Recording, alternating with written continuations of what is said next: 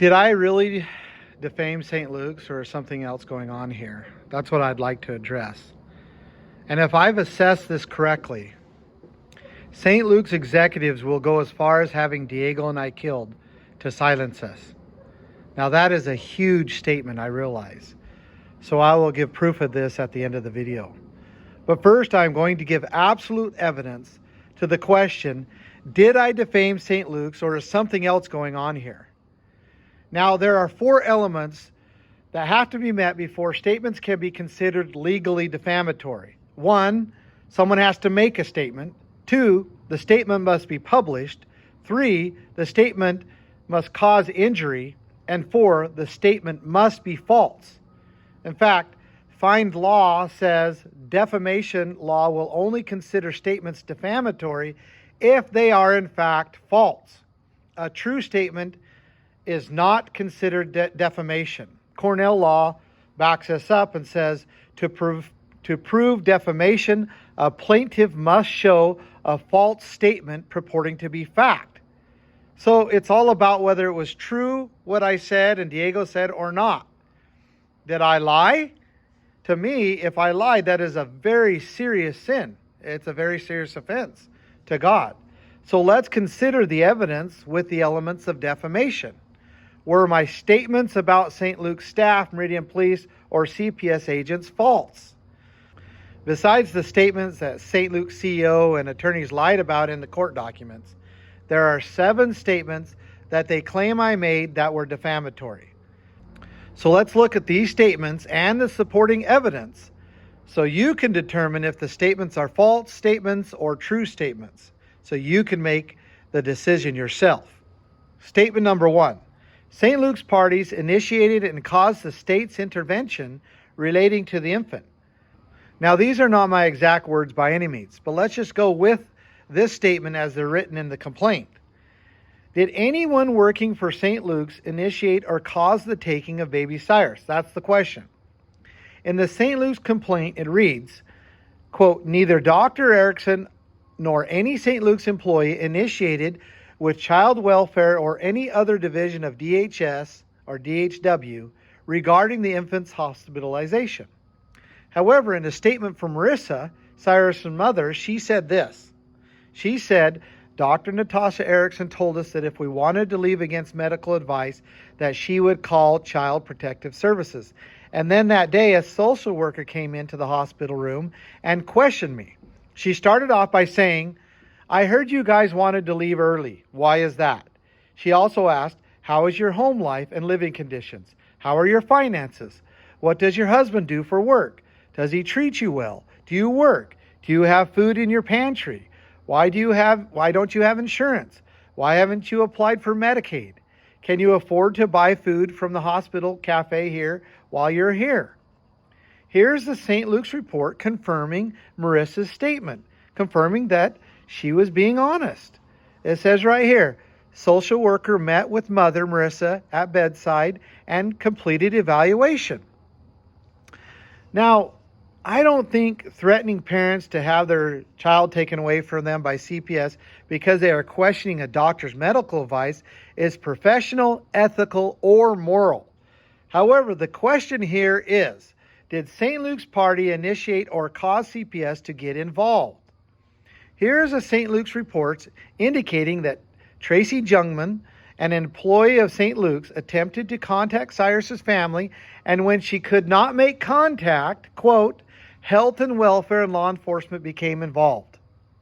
Here it is. You can see it for yourself. Here's another St. Luke's report from Dr. Jay Price, another employee of St. Luke's, stating that he contacted Meridian Police Department. Here it is. You can read it. Isn't that interesting? Here's another St. Luke's report after they took Cyrus. This report shows that Dr. Natasha Erickson was in close communication with the social workers and CPS and was listed as the referral name. I'm not sure exactly what that means, but here's the report right here.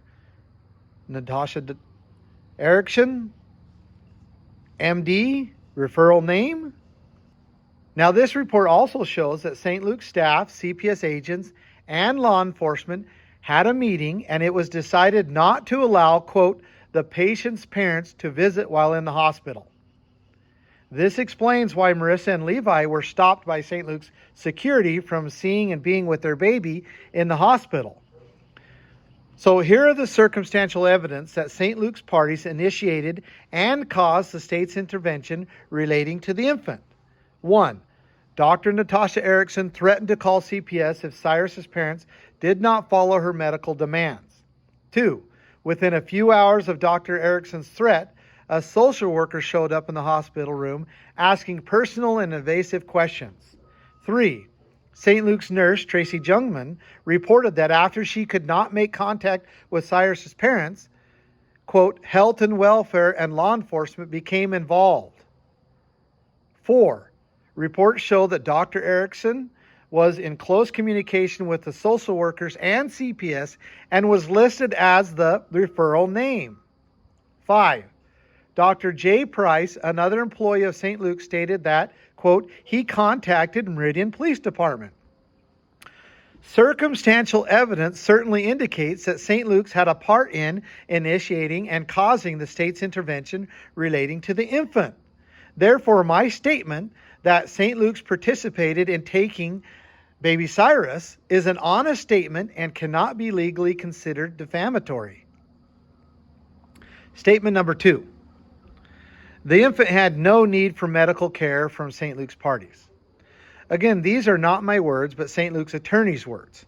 I did say Cyrus was a healthy and happy, beautiful little boy with loving parents. CPS ordered the Meridian Police and Police to take the baby away.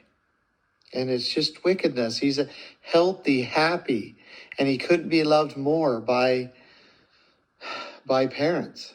And we're in such terrible shape where the government can just take our babies away for any reason. It's just sickening. This is a healthy, happy, beautiful little baby with loving parents, loving aunts and uncles, loving grandparents. Now, let's look at the evidence to determine if this statement was defamatory to St. Luke's or not. Element 1 and 2, yes, I made the statements, and yes, it was published. 3, did this statement harm St. Luke's parties? No. How could the statement that Cyrus was a healthy and happy, beautiful little boy with loving parents harm St. Luke's executives and staff? It could not, unless St. Luke's misrepresented the truth about Cyrus's health to provide cover for CPS and Meridian Police and their participation in taking him. I presented this evidence in another video called 52 Million, No Wonder They Lied to the Jury. In this video, I showed baby Cyrus right before they took him, and then I presented the medical records and police body cam videos as evidence of the contradictions and misrepresentations of St. Luke's staff and attorneys. I have linked this video in the description below.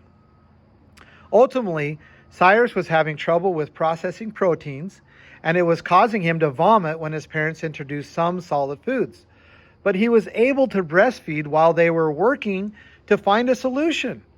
He was primarily healthy and never in imminent danger. Never. The videos and medical records give evidence of this. It is absurd to claim that my statement, Cyrus being a healthy and happy, beautiful little boy, is defamatory to St. Luke's. Therefore, my statement that Cyrus is a healthy and happy, beautiful little boy with loving parents did not cause St. Luke's harm and is not false. Therefore, it cannot legally be considered defamatory. Statement number 3. St. Luke's parties provided unnecessary and improper medical care. I'm not sure if I said this or not. I'm certain I didn't say it the way that is written in the complaint. But let's look at the facts on this subject anyway. The definition of health care is efforts made to maintain or restore physical, mental, or emotional well-being, especially by trained and licensed professionals. Here's a list of acts St. Luke's CPS workers or Meridian Police did that did not help maintain or restore Cyrus's physical, mental, or emotional well-being. forcefully ripped Cyrus out of his mother's arms, took Cyrus away from his main source of nutrition, his mother, knowing that Cyrus needed breast milk, denied the family lawyer to obtain the needed equipment to bring in breast milk to Cyrus. In fact, Dr. Rachel Thomas is seen smirking about the lawyer's request. Fed Cyrus foreign formulas that caused the cyclic vomiting to flare up. Did not allow Cyrus's mother to bring breast milk to the hospital for several days, denying Cyrus necessary breast milk that he needed for nutrition. Kept Cyrus away from his family and loved ones for several days while in apprehensive conditions, causing him to have serious separation anxiety that was not present prior. Put a feeding tube and IV in Cyrus for hydration and nutrition instead of monitoring his health while his mother was breastfeeding him. Inserted a used feeding tube that was not clean or sterilized. Therefore, according to the evidence by St. Luke's own medical records, the statement that St. Luke's parties provided unnecessary and improper medical care is true and cannot legally be considered defamatory. Statement number 4. St. Luke's parties harmed the infant. I don't believe that St. Luke's doctors or nurses maliciously harmed Cyrus, but they did harm him. Evidence shows that while in the care of St. Luke's staff, Cyrus was left in his vomit long enough to cause acid burns on his face. Here's the medical note, and here are the pictures of his face. Also, even though Cyrus's cyclic vomiting syndrome is mostly gone, Cyrus does suffer today with what they call C. diff infection, and it's very hard to get rid of. As the Mayo Clinic points out, C. diff is contracted in hospitals and other healthcare facilities. Here's a report. Also, the C. diff infection is directly connected to unsanitized nasal feeding tubes. Here's another medical report. Cyrus had pulled the nasal feeding tube out. The tube was out for several hours.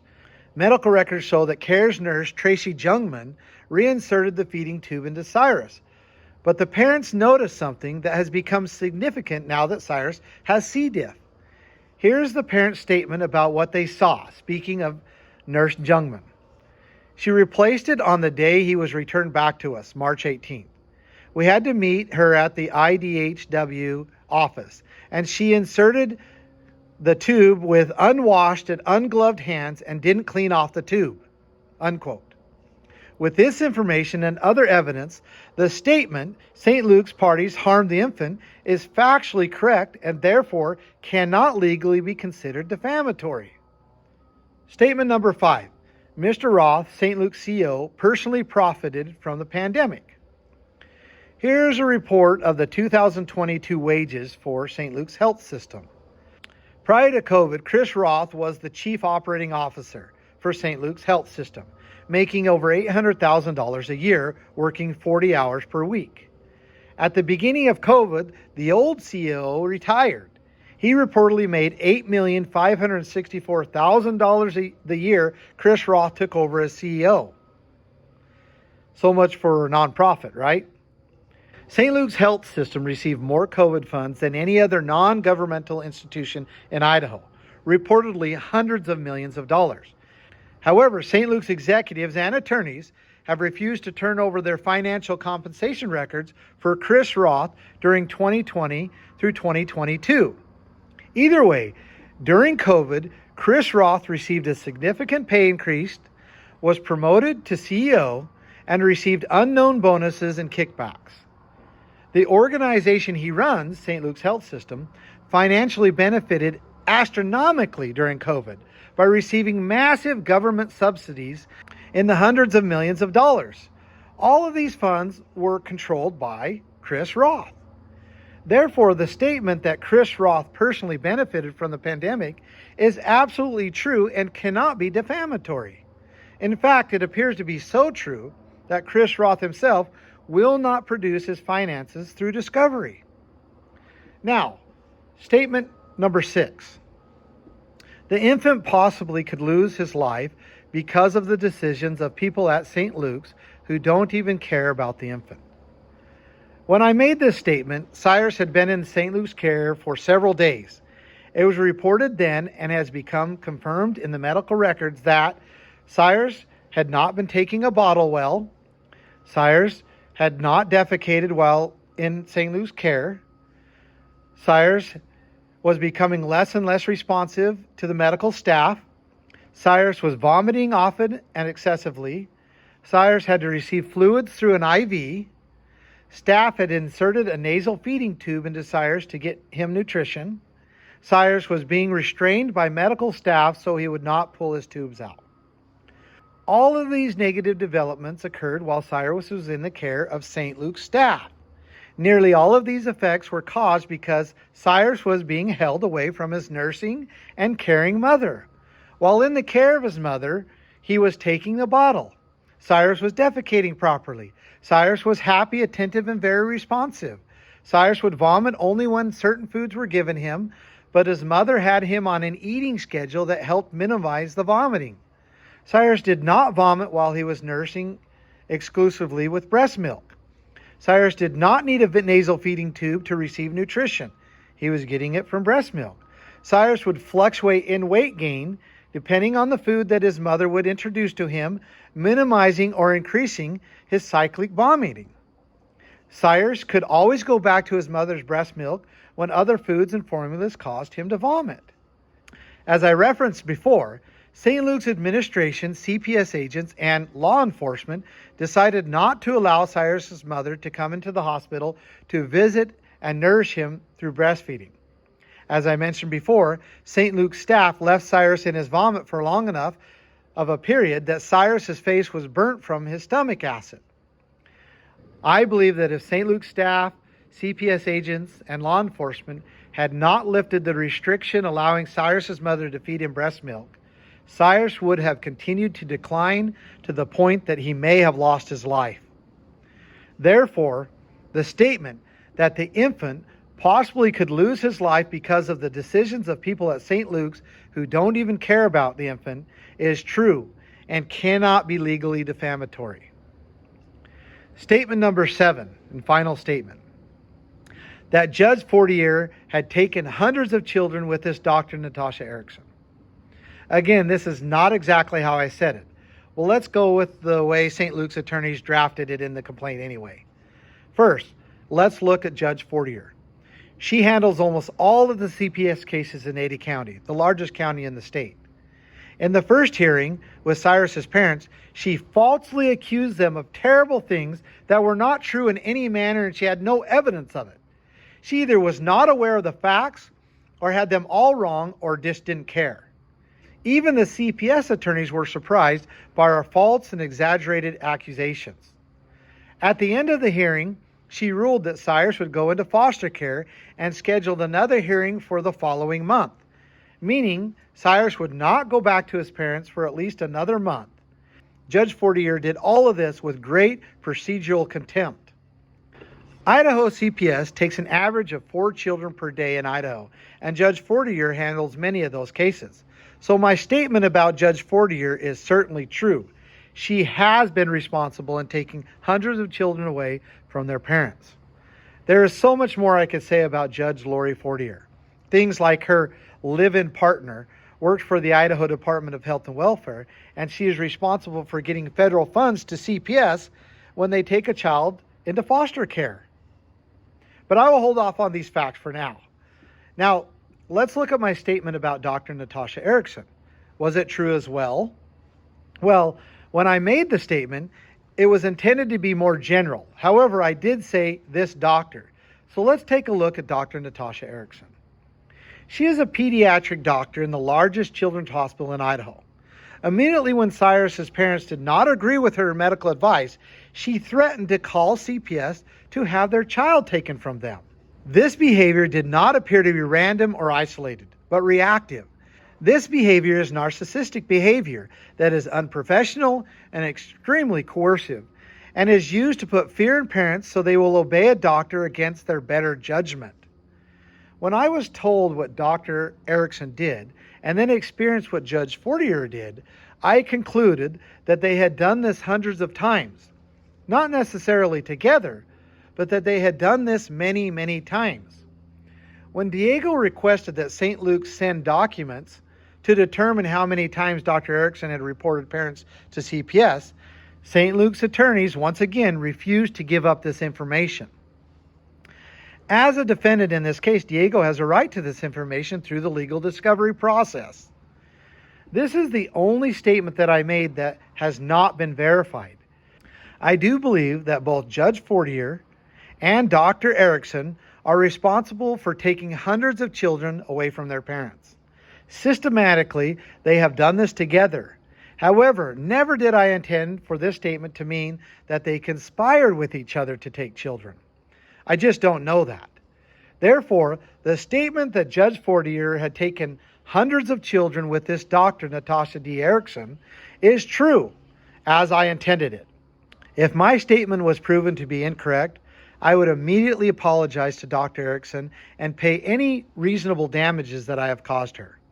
St. Luke's attorneys should send the legal discovery to Diego if they have any evidence otherwise. I believe my statement is correct. I believed it when I made it, and I believe it now. I believe both Judge Fortier and Dr. Natasha Erickson are systematically responsible for taking hundreds of children from their parents. Now, St. Luke's executives sued Diego and I for one reason and one reason only. They want to silence us.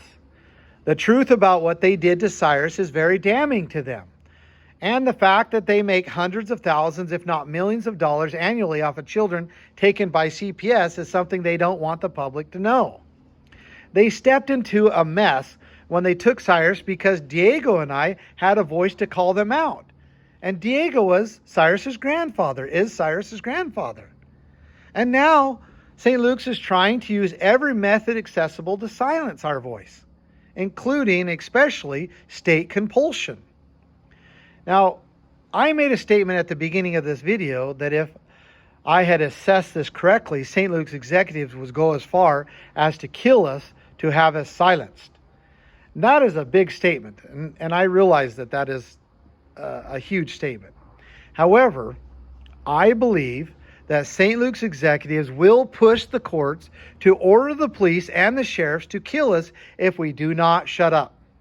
In fact, recently, St. Luke's executives and attorneys filed for an injunction asking the court to order Diego and I to take down any online information about St. Luke's. And the court ordered Diego and I to never talk publicly about St. Luke's plaintiffs again.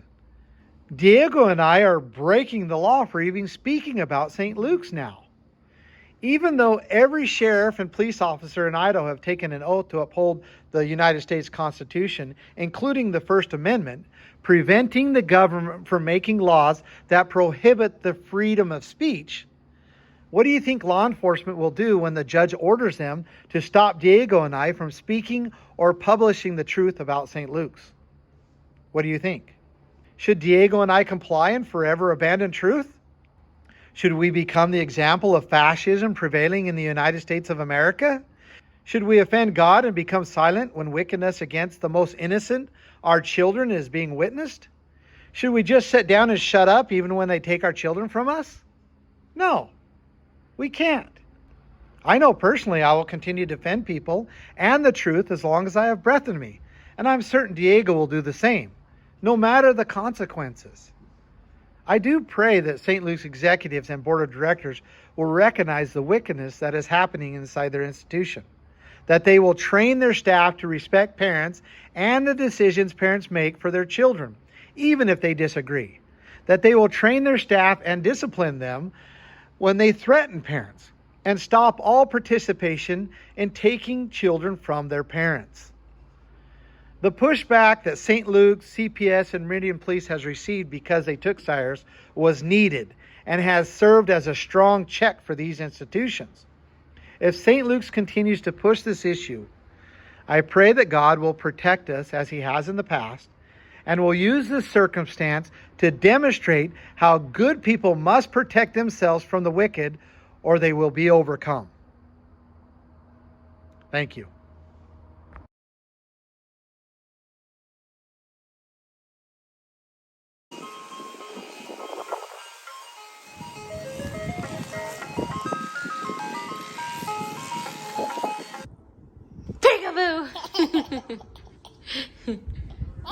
Peekaboo. Peekaboo. Peekaboo.